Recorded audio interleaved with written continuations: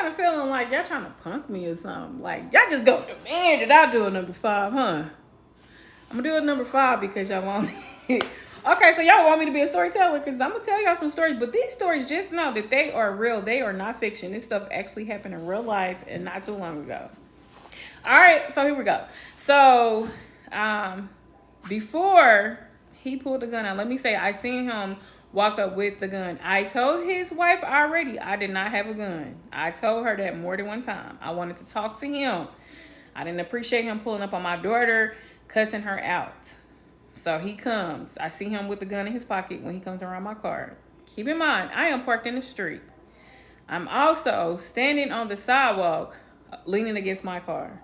I was not in their yard. All right, so I'm asking him when he come up. I said, "Are you the husband?" And he never was verbal. He shook his head, yes. I said, "So what's up with you? You know what?" I said, "You pulling up on young girls, cussing them out, calling them out their name." And he just stood there, and I'm like, "Hello." I was like, "Is that how we do? You cuss out young girls? Like, is that what you do?" And instead of him answering, he pulled his gun out and was like, back up, back up. And so my 2 oldest daughters was standing on the side of me. And then we had my youngest daughter leading the car and Sayer. And we all started laughing at him.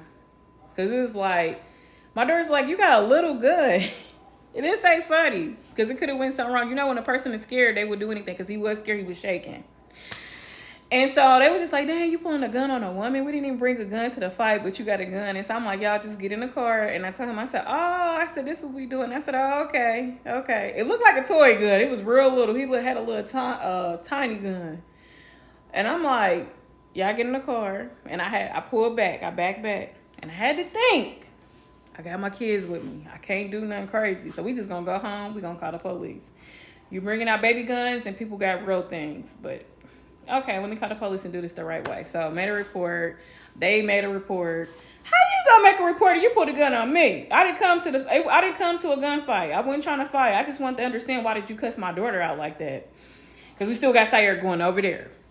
So after that happened, Sayer was meeting a girl at the bus stop again, still trying to hang out with this little girl. After this happened, like, she kind of liked what happened, I guess. So I was like, you know what? I'm going to have to alter my work schedule because this is not going to keep happening. I'm never going to allow somebody to bring harm into my home when I'm trying to protect them. So we're going to nip it in the bud. But it makes me think, too, this lady pleaded and asked me, I didn't tell y'all this, let us be your village. We want to help. How can you be my village and help me when your daughter is a liar? Your husband has PTSD. Something's wrong with the man. He's disturbed. He beats on your daughter. He beat on your other daughter that's not his, that had the behavior problems when she was young. And I think he beat on her. We just gonna keep her honest because she's still right there where her husband did that. It was okay when her husband cussed my daughter out. He pulling up on young girls, he cussing them out. But I supposed to let my daughter come over there so you can be a village, but your husband clearly doesn't have respect for women? Okay, no, that'll never happen. You trying to help me, but you need to help. You say you're a social worker, but I don't think you're a social worker. I'm gonna leave it alone because I know something. But anyway, I know definitely that man cannot be a life insurance agent. Maybe once in his life, but currently now I don't think so. But yeah, that was that. I'm gonna leave it. Oh, I'm gonna say this. So I had to call the police another time because she had left. The police are looking for Sayer, and the officer's like, "Well, where do you think she could be?" I told him about what happened. So one officer went over there and he was like, "Oh, I talked to the family. They told me I could come in. They said she's not allowed to come over there." Which was a lie because Sayer still was going over there when she was getting out of school. So I had to alter my work schedule to get off earlier to prevent her from going over there.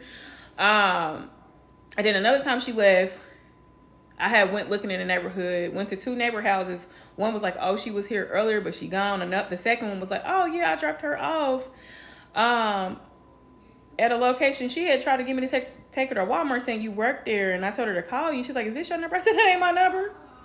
And so she's like, "Oh my God." I was like, "What?" She's like, "Well, I know where it said I can take you over there." I said, "Is it on such and such street on the corner?" She was like, "Yeah." I said, "I can't go over there. The dad put a gun on me." She said, "I will go over there for you and get her." And so I was like, "Okay, cool." So she had her daughter run to the door to get her. The woman comes out, she sees me, and she backs on up and go back in the house. And so I'm like, wow, she lied and told the police that she wasn't allowed to come back over there, but here she is at their house. So you can't say you're trying to help nobody because y'all need to help clearly over there, okay? Clearly. But yeah, that's that story, y'all. Now we gonna move on. I'm done. I am done.